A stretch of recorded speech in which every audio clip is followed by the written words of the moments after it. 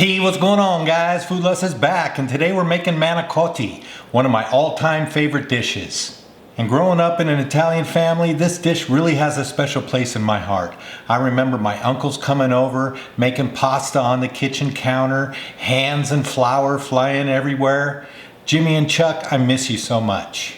And although I could never even come close to recreating my mom's version of this dish, I've got a pretty good one of my own. Stick around, I'll show you how.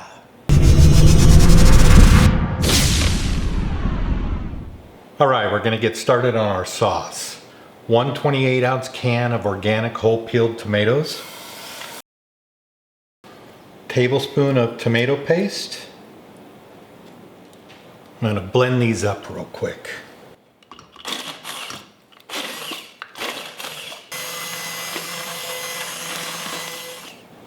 About a tablespoon of garlic. This is some dried basil and dried oregano. A good pinch of salt, about a teaspoon of sugar.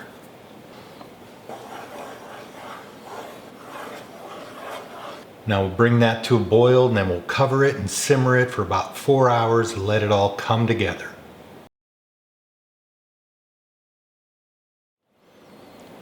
The chicken for our filling is just some boneless, skinless thighs, and I'm going to season them with a little olive oil, salt, and pepper.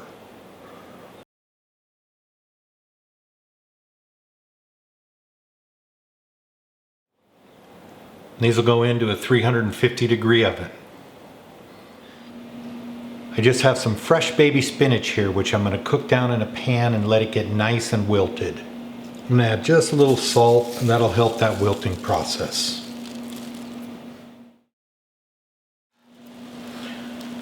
So you can see the spinach is really wilted down here, almost to nothing. That's quite all right because we're just going to chop it up and put it in our filling. I'm going to remove this from the heat and let it cool. Alright, after the spinach is cooled, you can see there's still a lot of water in here, and we don't want that, so we're going to strain that out. This is just a cheesecloth I'm going to use to strain this water out.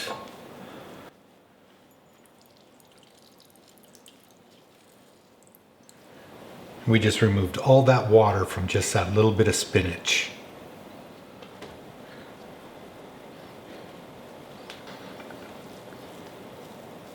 And we're going to chop the spinach up nice and fine to go in our filling.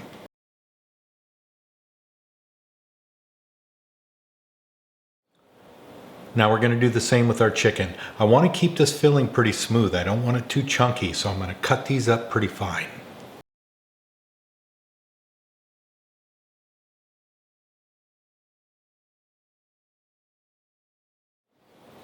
Sauce has been simmering for about 4 or 5 hours now. I'm going to add just a little fresh basil, stir that in, and this sauce is ready.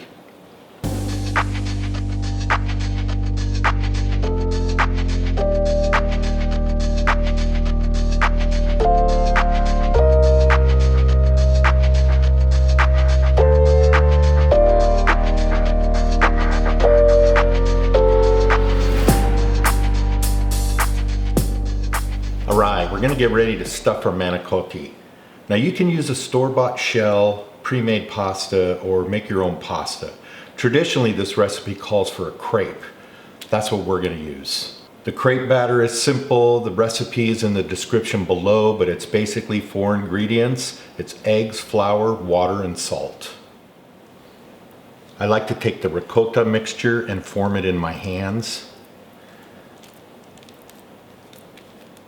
And then just roll it.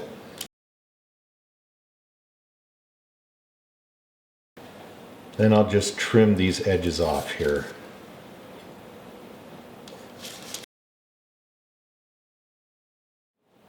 Now I've got a whole bunch of these to make. We'll put them in our baking dish. We'll bake it at about 350 and we'll get these on a plate.